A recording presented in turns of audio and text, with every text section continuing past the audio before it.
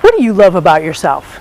I mean, really, really love about yourself. You know, that kind of space where you get in, where it's almost like you're a little bit giddy, maybe a little bit cocky, and going, yeah, you know, I rock. That's the space that I want you in today. We're going to talk about self-love today with Nancy Mueller. She is a life coach, and she's written a book, Chocolate or Vanilla, Life is All About Choices. And we want to give you plenty of choices to really, really love yourself.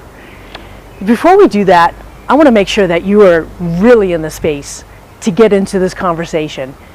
So just to get a little pono, which means to be right with yourself. You may be, you know, sitting down after a long day, or just, you know, doing some busy work. I want you to just collect your thoughts, relax, close your eyes, drop your shoulders, and just think all about you. Let everything else go, and silently say to yourself, I'm sorry, please forgive me, I love you, thank you. Feels good, doesn't it? If that just allows you to just let everything else go and really have a nice clearing space so that now you can receive some new energy, you can receive everything that you need to hear about self-love and about life choices. I'm so happy to have Nancy Mueller here today. She's a life coach. She empowers women, and she is also a media speaker and an author of this great book, Chocolate or Vanilla, Life is All About Choices. Big warm welcome. Great to be here. Thank you. Yeah, so I love your book. Thank you. There's a couple of things going on here. I like the chocolate or vanilla, life is about choices, and I see an open door with a little bit of light peeking through. Yeah. So tell me about that a little bit. What was your light that came peeking through into your life so that you could really get into that place where you did love yourself more, so that, you know, you can make it more full and rock your life? Well, the door for me represented, I think we're all sometimes in a dark space. And when we're ready to move forward, we move towards the light, and then maybe something in the light will frighten us or give us pause, and so we want to step back. We always want to step back where that comfort is. And the more we step back, and then we realize, this isn't where I want to be, I want to go towards the light. And you just keep taking those steps into the light until you're in the light and there's no more going back to the dark. And it feels good. Yeah, absolutely. Yeah, I love that you brought that up too, because that's you know, for our viewers, Mm-hmm. that's you know, sometimes it is uncomfortable.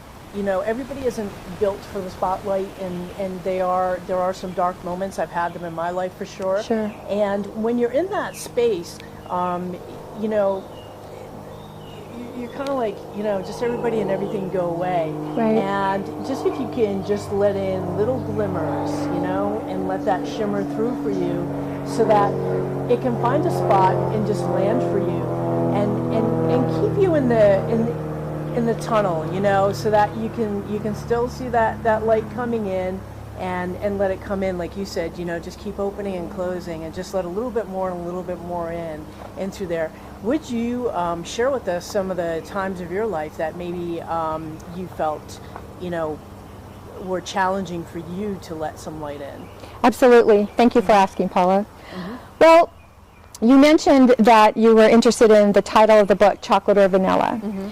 And I share this information in the book. It's there was a time when I was growing up where my mother would say, do you want chocolate or vanilla, when she was giving us ice cream. Mm-hmm. And if you asked for chocolate, she would give you vanilla, and if you asked for vanilla, she would give you chocolate. And if you thought you were going to be really smart and outfox her and ask for vanilla when you really want chocolate, she knew that too. It was so frustrating. It's like, I can never get the kind of ice cream that I want. What's going on here? I don't understand this. And it was frustrating. And in my mom's way of thinking, it was a way of trying to make us tough. She felt like, if I make you tough, then, you know, you can get out there in the world and you can make it, because the world is tough. And so, trust me, my mom did a lot of things to toughen us up. And I just couldn't think of a better title for my book than Chocolate or Vanilla, because really now it's about both. Good. That's, because, hey, I want a scoop of each. exactly. And, it's always good to have that, have a little bit of this and a little bit of that and mix it up. Exactly. Sometimes, too, and that's really a good metaphor for your life, too, to, ask for more. Yep. Don't always ask for like one thing or like one small thing. The universe sees everything pretty much the same, so you might as well go all out and ask for the big things too. And in relativity to love and how much love and appreciation that you can have for yourself, what do you think are some of the top things that will really get somebody into that big love space, especially if they are being challenged by not feeling it so much in their life? Well, that's a really good question, because over the last couple of years when I'm working with clients, and I work primarily with women, I found that a common thread with most women is their hesitancy or lack of self-love. And as I started realizing this, I started realizing this is where self-esteem comes from. If you're not loving yourself, you can't possibly build your self-esteem. And if you're not building your self-esteem, it just snowballs. Yeah, confidence, everything that, I find the same thing. And you know what? Interestingly enough, men also, feel that same way. They're just brought up differently to kind of to hide it a little bit more. But, there's that one thing, like, you could have from childhood, like your mother, really messing with you, and, in those little decisions, or that, one of your parents or both, or teachers, or somebody, put something in your head that just, no matter how far you get in your life, how successful you become, you get those moments that just kick you back to, 5 or 6 or 10 or 11, whatever it was, that, just brings it right back down again. And I think that's really, what we're speaking about is really important for both men and women, because when you start to love yourself in those spots, the deep and complete spots, and just be able to accept all the good and all the bad, and I'll give them both the same, air quotes and amount of significance, because, it's pretty much all the same. Yeah. So it's really, the rough spots, the great spots, the highlights, the low points, take it all in and really just let it settle and go, okay, and I think that's the big thing to, to get into that love spot, to be able to, bring the confidence up, the esteem up, is exactly that too. So. Well, and we all have challenges where no matter what we accomplish in our life, sooner or later you're going to go to that family reunion or something like that where you're talking about your accomplishments and you're feeling really in your power, and you just know that you have a lot of strength, and you're so excited to share your accomplishments with the people you're talking to, and Uncle so-and-so or Aunt so-and-so will look at you and go, now just remember where you come from, don't be getting too uppity, and it just like and we all have that aunt or uncle or exactly or like, friend. Did I have a target on my head? Exactly. Or on my heart? Or someone that will shoot you down. Now here's the trick. They can shoot at you, but it's up to you if they hit or miss. Truly. So in thinking about self-love, if you are a mom, think about your child. If you don't have children, just think about that special person in your life, that special person that you would do just about anything for. It could be a parent, it could be a friend, and think about the love and the caring that you give to that person. And sometimes you do things for that person even when you don't feel like it, because you just want to give to that person. And very few women give that kind of love to themselves. By nature, we're nurturers, and we want to give, and we want to help, and we want to serve, and we want to volunteer, and we want to make things better, and we want to, just we want everybody to be happy. And then at the end of the day, we're exhausted, and we're just like, oh my gosh, I can't stand this one more minute. And then we're not replenishing. And we are giving of ourselves without putting anything back in. We're not replenishing. And when you totally start to think about self-love and what does that mean, you will make better choices. You will stop volunteering. You will stop running yourself ragged. You will stop letting your children take over, or your spouse take over. You will stop the madness. You will stop feeling like a doormat. And for women that are going through divorce, I can't even specify enough how important it is, because when you're going through a divorce, you question everything you were as that woman who was married to that man, because however long you were married, that was who you were, that person, that that That's instance. the role that you have too, and then if you have kids and so forth, then you're the mother. You know, it's really interesting, and that you brought that up too, Nancy. So divorce is definitely is one area. Some of the others are that really get you in that heavy space where you do start to come up with a lot of questions. Sometimes it's even running your own business. Absolutely. I mean, you know, Yeah. especially, you know, talk about I did what? to the test. Yeah. You know what I mean? It's like you question, you know, so many things about that. That's why, you know, coaching is great to help pull you forward and give you support. Support is one of the greatest things you can have in your life. So divorce is definitely a space where you do start to question a lot. When you lose somebody that, you know, is close to you, whether it be your spouse or child or, you know, sibling or mother, father, anybody that, even a good friend, that, you know, that's another time. Big transitions in life, changing jobs or Loss of job. and loss of job, Yeah. and all those. Empty nest even is Right. a time where you start to go, okay, now who, you know, because you've been in this, it's an environment actually. It's a, you know, it's a persona and an environment that you've been in for a really long time. And then when it changes, it's like, okay, now what? I know that you also have background in health and wellness, as do I, and so I'll ask you this. A lot of the foundation of my programming, you know, when I coach, when I work with people and also encourage people in my community is to really up it on the self-care. Because Sure. at the times where you're really in those lulls, where you feel like you're not only flatlining, but really sinking, Yes. more than anything. Fatigued. That's the time, because you know those are the times where people want to, you know, feed it, you stuff everything down, let it out. I'm here to tell you, just let it out. You need any help, contact me, and I'll be there to give you some support, send you in the right direction. It's why you join a community that has a positive Absolutely. outlet, because you know, I've been in that space where. Especially when I had lost my sister in a tragic way. She was one of the people who perished in the nightclub, Rhode Island nightclub fire. It's now 11 years, and it was, you know, a huge thing.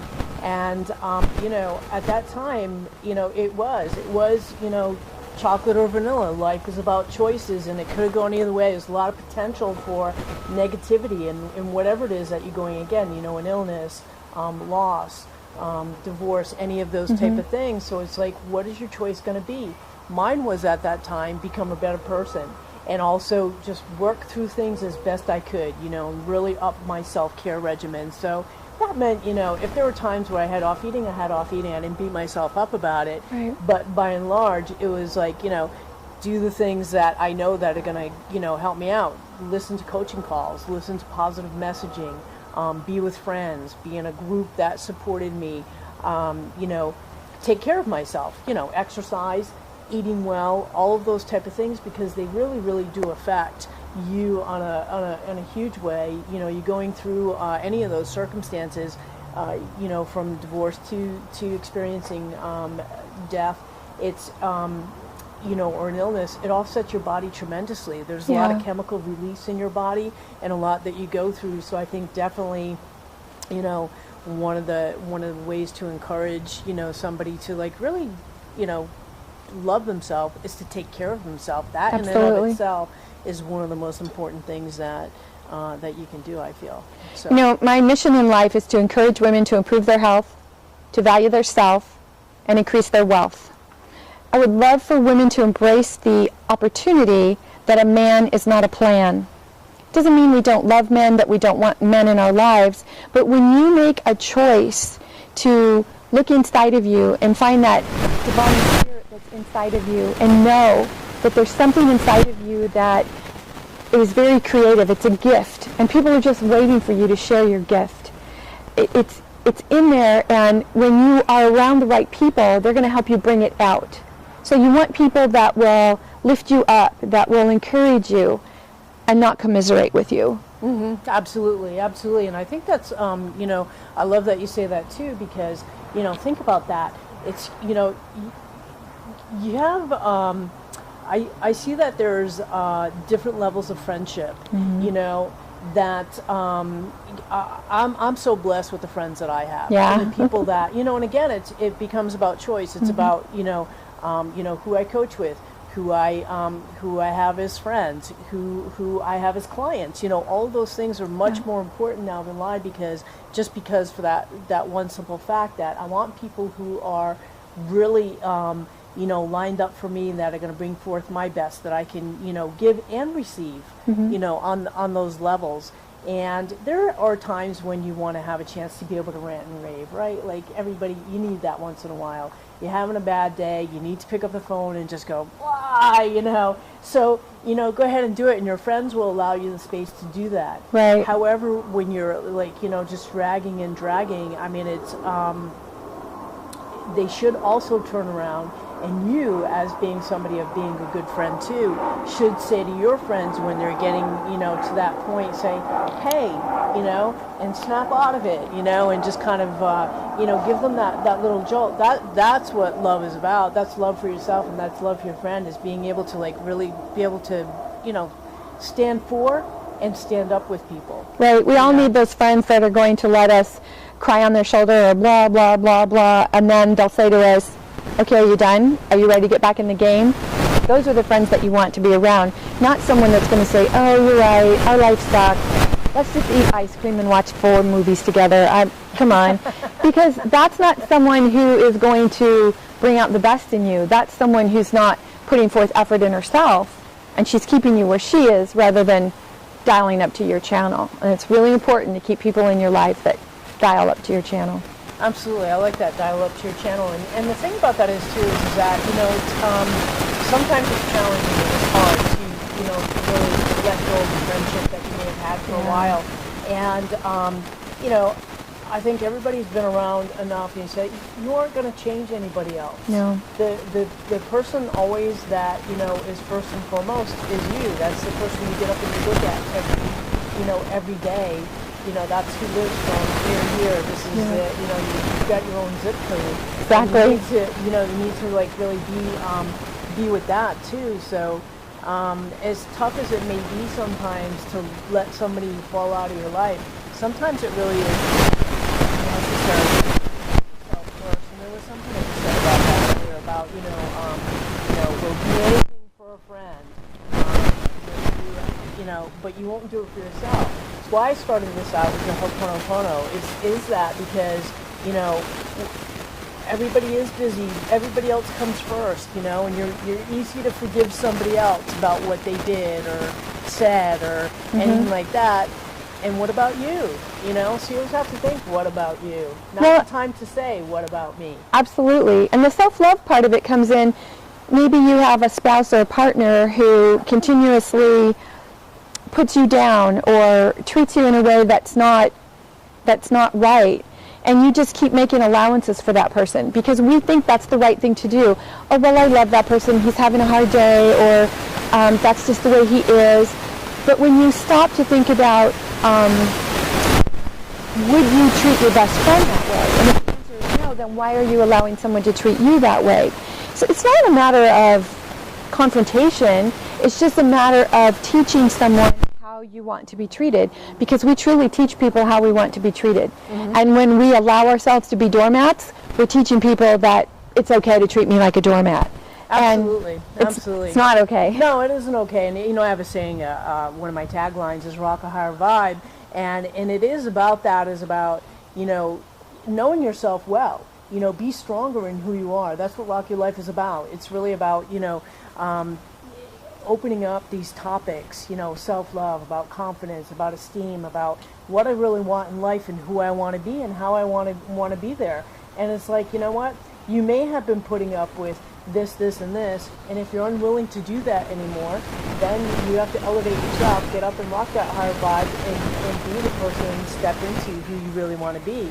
And I'll let you know, sometimes it may ruffle a few feathers. Yeah. You know, that's the aunt or uncle. That's why people get divorced. That's the aunt or uncle that says, I remember when you were just... You know, and people want to kind of, like, you know, put you in your place, and you have to, like, you know, be strong enough to stand up and say, that isn't my place anymore. This is, and find your place. Yeah. What are maybe like, 3 quick tips that you give to the women that you work with of how to be in their place, how to stand in their power? Well, it all started for me as a student and teacher of the martial arts. And I truly, truly wanted to take karate from the 6th grade on, because I thought that if I could fight like Bruce Lee, no one would ever touch me again. And it wasn't until I was in my 30s that I finally got the opportunity to study martial arts. And thank goodness I embraced the concept and the philosophy that martial arts teaches you learn to fight so you don't have to fight. And it's about the philosophies. And so when you understand that we all have this inner strength, we have a tremendous inner strength inside of us. And learning how to tap into that inner strength, first of all knowing that it's there, then learning how to tap into it. And when you learn how to tap into it, it's just about creating new habits. We created the habits of being a doormat, or what got us to where we were. So it's just about creating habits to get rid of old habits. And then you start to approach life differently. You start to look at situations differently. You start to answer questions differently. And you start to be able to ask yourself ahead of time, does this make me feel in my power or out of my power? And if the answer is it makes me feel out of my power, okay, so now how are you going to approach that? And there's always going to be times when maybe we have to step back and allow the other person something. All situations are different. But when you really understand that life is about choices, and whatever choice you make, you're also making a choice not to do something else. And with those choices come responsibility. Very few people are willing to take 100% responsibility. I always ask my clients, do you take 100% responsibility? I learned this from Jack Canfield. He's my mentor. I just love his work, and he's one of the reasons I'm here today. And this was such a valuable lesson for me.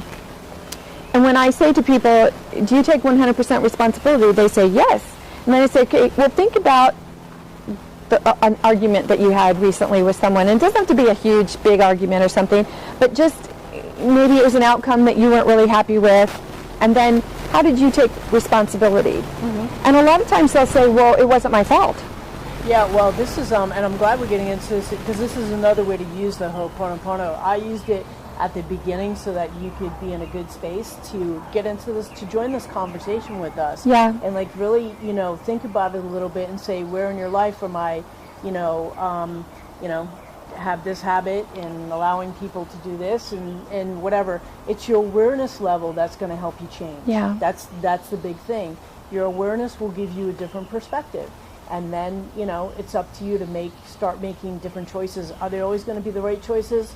Maybe yes and maybe not. But the thing is that you allow yourself to recognize, what your patterns have been, the cycles that you've created, and to put you where you are. And the other aspect of being able to, forgive yourself and somebody else is to realize what your part in a situation was. Absolutely. So it may have been, nobody asked to be wronged, nobody asked to, stop with the blame game and all of that kind of stuff, and just really say, this is my life. I want to contribute to it. I want to be participatory in it. I want to be in stride with my life and just rock it out. Yeah. And that's really what it's about. So all of these things can only just keep making you better and better. And self-talk, that's so important. Self-talk is that little voice inside our head that starts talking when someone else stops talking. For instance, if I were to quote you on your blouse and say, that's a beautiful blouse, you could take that in and say, well, thank you. Yes, I love it. The color makes my eyes pop. Or you could say, this blouse? Oh, why did you have to say this blouse? I didn't have any laundry clean today. This was the only blouse I had. I don't even like this blouse. And it goes on and on and on. So you see, your self-talk is so important. One keeps you in your power. One takes you out of your power. And learning to listen to that self-talk. We don't listen to that little voice inside of our head because we don't want to hear it. Because if we listen to it, then we have to make better choices. And then sometimes we don't want to make better choices. And honestly, everything is about choices. What choices are you making in your life today? Awesome. I love it. I love what you've presented for viewers here today and doing here. What part of this book that you've created is your favorite go-to chapter? Like, you know, I'm Well- sure front to cover it's really great, but like if you had like a special part that you really feel close to, because I find that too. You know, I do a fair amount of writing. I'm in the process of doing my book as well, and you know, there's some things that just really kind of hit you a certain way. You know. Well, I put a quote in here by Marianne Williamson, and it's towards the beginning of the book. And it says, "Our deepest fear is not that we are inadequate. Our deepest fear is that we are powerful beyond measure. It is our light, not our darkness, that most frightens us. We ask ourselves, who am I to be brilliant, gorgeous, talented, fabulous? Actually, who are you not to be? You are a child of God. Your playing small does not serve the world. There is nothing enlightened about shrinking so that other people will not feel insecure around you. We are all meant to shine as children do. We were born to make manifest the glory of God that is within us. It is not just in some of us, it is in every one of us. And as we let our own light shine, we unconsciously give others permission to do the same. As we are liberated from our own fear, we liberate others from their fear." And that was one of the reasons that I wrote this book, and when I found this, I actually typed it up and I have it on the shelf in my bathroom and I read it every morning, because for so long I did allow myself to be less than so others could feel more than. Because people were always telling me, "You're just intimidating, Nancy. You know, you have a strength about you and you're just intimidating." And I thought, oh, okay, that must be a bad thing. And so I kept trying to be less than so that they could feel more than. But then those people just got, I don't know, it was almost like I was letting them down. And then it became that scenario to deal with. And when I finally embraced this quote by her, I just thought, you know, it's time for all of us to be loud and proud. Just put it out there. Who are you? What do you do? What are you good at? And let the world know. And party like purple. That's my favorite saying. Just get out there and party like purple. When my grandson was little, he used to say, "Grammy, tonight we're going to party like purple." And at first we thought, what the heck does that mean? And it just simply meant, you know, that we were going to do a video and a pizza that night or something. But in his mind, we were just going to have family time and it was going to be fun. And just, that's been one of our family sayings throughout the years. And I close every one of my shows with, get out there and party like purple, because what can you do today to bring joy, happiness, love, light into your life and other people's lives? Too many of us are shrinking. Too many of us are trying to be less than so that someone else can feel more than. You don't have to do that anymore.